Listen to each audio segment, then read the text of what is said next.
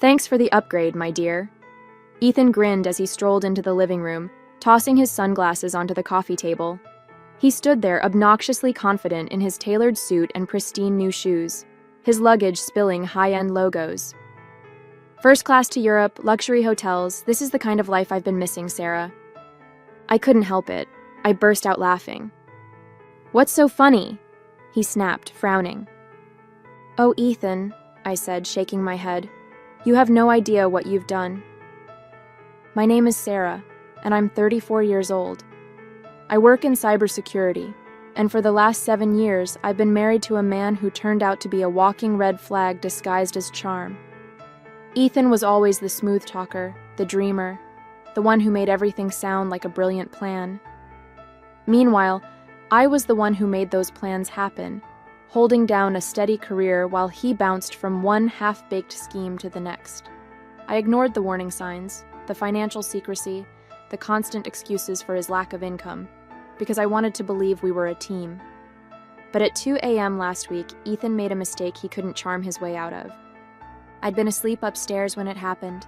He must have waited until he was sure I was out cold before sneaking down to my laptop. My cybersecurity work had taught me to keep an eye on potential scams, but I never thought I'd need those skills at home. That night, Ethan used my laptop to access one of my credit cards. He copied down the details, snapped a few pictures with his phone, and slinked back into bed like nothing had happened.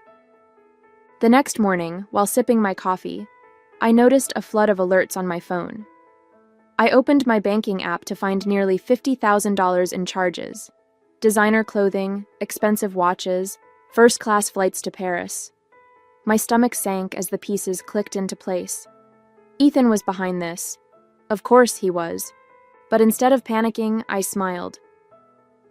The card he'd used wasn't a personal account.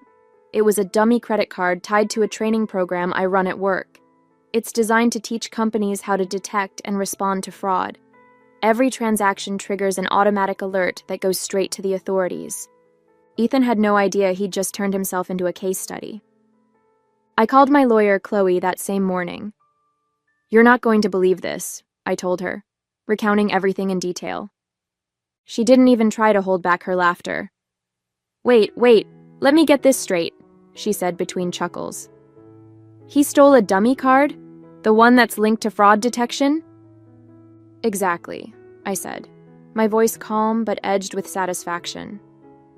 I don't think he realized what he was doing. He probably thought he was being clever. Clever? Chloe said. He's a moron. Every charge he makes is going to get flagged. Have the authorities contacted you yet? Not yet, but it's only a matter of time. For the rest of the week, I stayed quiet, waiting to see how far Ethan would take it. He left a note on the counter a couple of days later. Taking some time for myself. Don't wait up. I knew exactly what that meant. He was using my stolen money to live it up abroad. Every night, I watched the fraud alerts roll in. High-end restaurants, 5-star hotels, and extravagant shopping sprees. Each notification felt like a small victory. 3 days into his spree, I got a call from Agent Keller, a federal investigator assigned to the case. We've identified significant fraudulent activity tied to your account, he said. Do you know who might be responsible? Yes, I replied without hesitation. My husband. There was a brief pause. Your husband? I explained the situation, including the fact that the card was part of a cybersecurity program. Agent Keller let out a low whistle. That's a new one, he said. You'll need to provide a formal statement, but based on what we've already flagged, he's in serious trouble. By the time Ethan walked back through the door, his ego inflated from a week of indulgence, I was ready.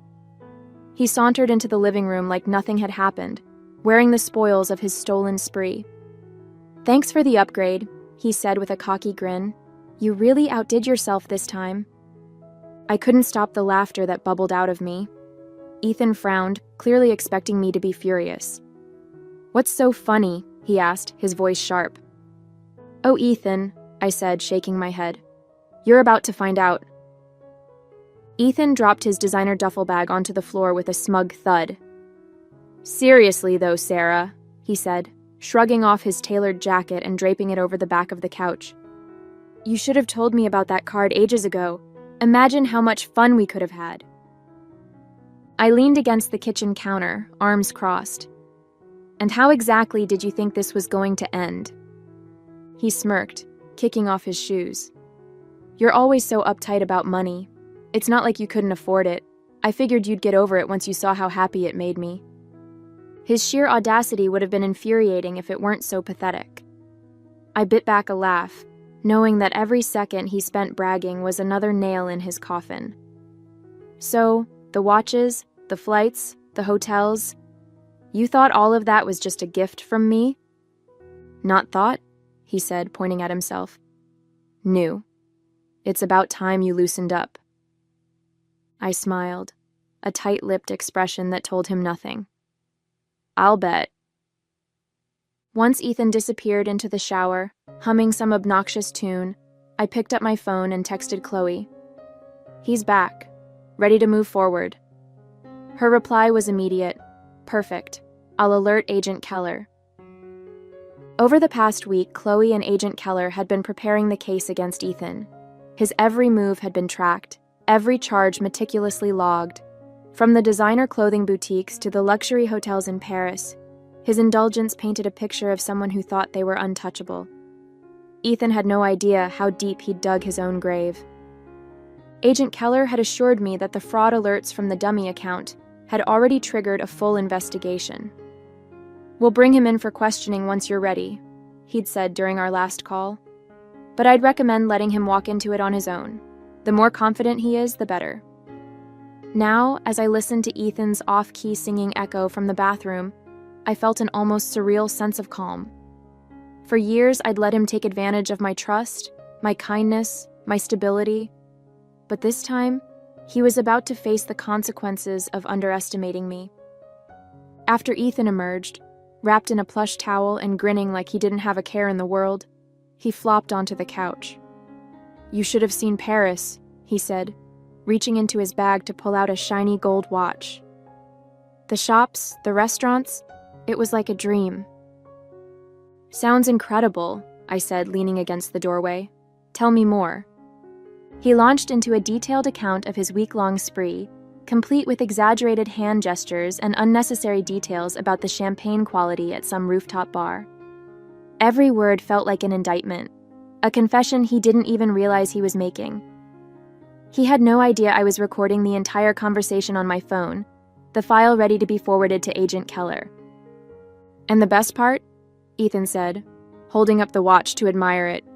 "Nobody suspected a thing. Not even you." The next morning, Chloe and I met over coffee to finalize the timeline. "He's got no defense," she said, scrolling through the evidence we'd compiled. "The fraud alerts, the charges, his conversation from last night, it's airtight. Agent Keller is ready to bring him in for questioning. They're coordinating with the local police to execute the arrest." I nodded, the weight of everything finally starting to settle in. "What happens after that?" "He'll face multiple charges, including fraud, identity theft, and unauthorized use of a financial account," Chloe explained. "Given the amount of money involved, it won't be a slap on the wrist. Best case scenario for him? He cuts a deal and avoids jail time. Worst case? He's looking at years behind bars." A part of me wanted to feel sorry for him.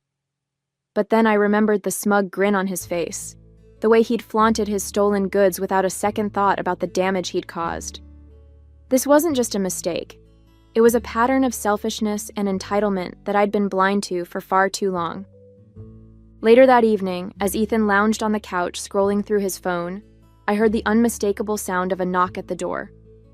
My heart raced, not with fear, but with anticipation. I walked to the door and opened it to reveal Agent Keller and two uniformed officers standing on the porch. "Good evening, Ms. Miller," Keller said, his tone professional but warm. "Is Ethan home?" "He's right inside," I said, stepping aside to let them in. "Feel free to make yourselves comfortable." Ethan looked up from his phone, his brows knitting together in confusion. "What's going on?" he asked, sitting up straighter. Agent Keller approached him with a calm authority that made the room feel smaller. Ethan Miller, you're under investigation for multiple counts of credit card fraud and unauthorized use of financial accounts. We'd like you to come with us for questioning. Ethan's face went pale, his confidence evaporating in an instant. What? No, this has to be a mistake, he stammered, looking to me for support. Sarah, tell them, this is crazy. I crossed my arms, tilting my head slightly. I don't know, Ethan. You've been awfully busy lately. Maybe you should explain it to them. As the officers read him his rights and led him toward the door, Ethan continued to protest. You can't do this. Sarah, this is a setup. You're my wife. Aren't you supposed to stand by me? Funny, I said, leaning against the doorway. I thought husbands weren't supposed to steal from their wives. Guess we're both learning something today. Ethan glared at me, his bravado replaced by desperation. You won't get away with this. I smiled. Oh, Ethan. I already have. The door shut with a sharp click as the officers escorted Ethan out, leaving the living room eerily silent. I stood there for a moment, staring at the empty space where he'd been standing just minutes ago. My heart was racing, not from fear, but from the sheer weight of the moment. He was gone. Finally, undeniably gone. But this wasn't over. Not yet. About an hour later, Chloe called. He's with Agent Keller now, she said, her voice calm but firm.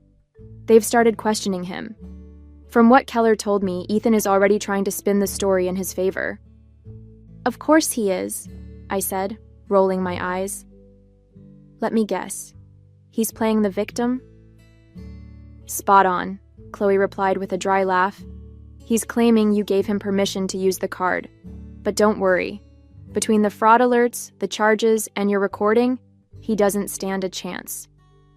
The next morning, Agent Keller called with an update. We've got everything we need, he said. Your husband, soon-to-be ex-husband, admitted to using the card, but insists he didn't know it was tied to a fraud detection program. He's trying to blame the mix-up on you. That sounds about right, I said, leaning back in my chair. What happens next? We're moving forward with the charges, Keller explained. He's facing multiple counts of fraud and unauthorized use of a financial account. Given the amount of money involved, he'll be looking at significant consequences. The buyer protection programs flagged his luxury purchases, so those are being reimbursed. You're not liable for a cent. The relief I felt was immediate and overwhelming. For days, I'd carried the weight of Ethan's actions, worried that somehow he'd managed to slip through the cracks. But now, hearing Keller's confidence, I realized the full extent of my victory. Thank you, I said, for everything. Don't thank me, Keller said. This case practically handed itself to us. You handled this brilliantly. The fallout hit Ethan harder than I expected. Word spread quickly among our mutual friends and acquaintances about his arrest, and it wasn't long before his carefully crafted image of the charming, carefree husband began to crumble. Nicole, the woman I suspected he'd been seeing, apparently dropped him the moment she heard about the charges. The designer goods he'd flaunted were confiscated, the flights he'd booked were canceled, and the banks froze his accounts. One evening, I got a call from an unfamiliar number.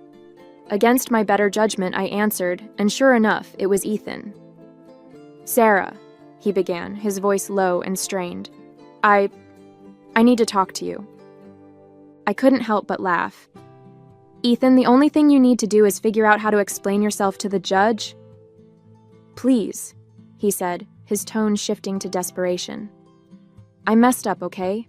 I didn't mean for it to go this far. I was just what? I interrupted, my voice cold. Just trying to steal $50,000 from me? Just hoping I wouldn't notice?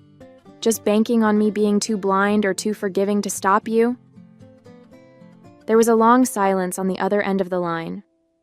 Finally, he muttered, I thought you loved me. I let out a sharp breath, my anger boiling over. I did, Ethan.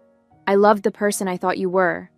But the person who stole from me, who lied to me, who thought he could get away with it, that's not someone I could ever love. Before he could respond, I hung up. A week later, Chloe called to confirm that Ethan had accepted a plea deal. He's avoiding jail time, she explained, but he'll have to pay back every cent he tried to steal and complete community service. Plus, his credit is going to be in shambles for years. That sounds fitting, I said. He always wanted the high life. Now he gets to see how the other half lives. Chloe laughed. You're handling this way better than most people would. It's funny, I said, smiling to myself. For years, I thought Ethan was the one who held things together in our marriage. I thought his charm, his ambition, his big ideas were what kept us moving forward. But now I see it clearly. I was the one holding everything up. He was just dead weight. The day the divorce papers came through, I poured myself a glass of wine and sat on the couch, looking around the apartment that now felt wholly and completely mine. Ethan's absence wasn't a loss.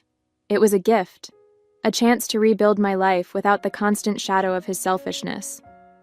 As I sipped my wine, I thought about the moment he'd walked through the door, flaunting his stolen goods and mocking me for the supposed upgrade he'd given himself. He'd been so confident, so sure of his own brilliance, and now he was the one paying the price. For the first time in years, I felt truly free. This wasn't just the end of a marriage. It was the beginning of a life I could finally call my own. The apartment felt eerily quiet in the days after Ethan's arrest. His things were gone, what little he hadn't sold or stuffed into his designer duffel bag, but the space felt lighter, almost like the weight of his betrayal had been physically lifted.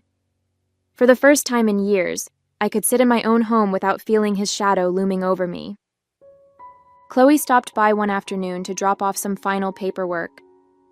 "How are you holding up?" she asked, sitting on the couch with her usual no-nonsense demeanor. "Better than I thought I would," I admitted, handing her a cup of coffee. "It's strange, but I don't even feel angry anymore, just relieved." She smiled knowingly. "That's because you've already won. You didn't just survive this, Sarah. You came out stronger." Yeah. I thought about that as we went through the documents, finalizing the details of Ethan's financial restitution. It wasn't just about the money, though knowing he'd be paying back every cent was satisfying. It was about finally reclaiming my independence. For years, I'd let Ethan dictate the terms of our relationship, thinking it was easier to keep the peace. But now, I realized that peace built on compromise and silence wasn't peace at all. The official letter of divorce arrived a week later, delivered in an unassuming envelope that felt far too small to contain something so monumental. I held it for a moment, letting the weight of it sink in before tearing it open. My eyes scanned the lines of legal jargon until I found the words that mattered most. Finalized and irrevocable. I sat down at the kitchen table, the letter in my hands, and allowed myself a rare moment of reflection. This wasn't the life I'd imagined when I married Ethan. I'd pictured stability, partnership, and a future built on mutual trust. But now, as I looked around the home I'd rebuilt for myself, I realized I had something better. Freedom, clarity, and the knowledge that I was stronger than I'd ever given myself credit for. Lauren came over that evening with a bottle of wine and a carton of my favorite takeout. "To new beginnings," she said, raising her glass, "and to the absolute dumpster fire you just walked away from." I laughed, clinking my glass against hers. "To never settling for less than I deserve." Over the next few weeks, I started to piece together what my new life would look like. I redecorated the apartment, adding splashes of color and personal touches that felt like me. I finally took the solo vacation I'd been dreaming about for years, exploring the coast and soaking in the kind of peace that only comes from leaving everything behind for a little while. Ethan tried to reach out a few more times, through mutual acquaintances, vague apologies over email, even a laughably tone-deaf letter claiming he'd changed. But I didn't respond. There was nothing left to say. He'd made his choices, and I'd made mine. Every now and then, I'd hear updates about his life through the grapevine.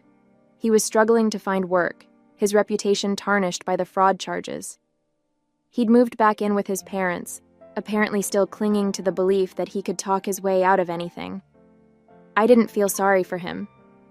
If anything, I felt relief. He wasn't my problem anymore. A month after everything had been finalized, I stood by the window of my apartment, sipping my morning coffee and watching the city come to life below, The sunlight poured into the living room, highlighting the fresh coat of paint I'd picked out, my favorite shade of blue. The space no longer felt like a battleground. It felt like home. It was peaceful, mine, and filled with possibilities. I thought about the journey that had brought me here. For years, I'd believed in the promise of marriage, in the idea of building a life with Ethan. I'd ignored the little voice inside me that whispered something was off, that warned me his charm was a mask for selfishness. But now, I understood something important. Walking away wasn't failure. It was strength. Lauren and I met for brunch that weekend, a new ritual we'd started since Ethan's exit. Over mimosas and waffles, she asked, "So, what's next for you?" I smiled, feeling a mix of excitement and calm that had eluded me for so long. Honestly, I'm just focusing on myself for now. Work's going great, and I've been thinking about taking a longer vacation, maybe somewhere quiet, near the mountains. She raised her glass. "That's what I like to hear. You deserve it." For the first time in years, I felt like I was making decisions purely for me. No compromises, no second guessing, just the freedom to live on my own terms. Occasionally, I'd still get updates about Ethan from mutual acquaintances. He was struggling to rebuild his life, moving from one low-paying job to the next, while trying to pay back the money he owed. The designer suits and luxury trips were long gone, replaced by a harsh reality he wasn't prepared for. I didn't dwell on it. He'd made his choices, and I'd made mine. The last time I heard from him was through an email, a long, rambling apology that seemed more self-pitying than sincere. I read the first few lines before deleting it without a reply. I didn't need closure from him. I'd already found it in myself. One evening, I sat on the balcony with a glass of wine, reflecting on everything I'd been through. The betrayal, the heartbreak, the fight to reclaim what was mine.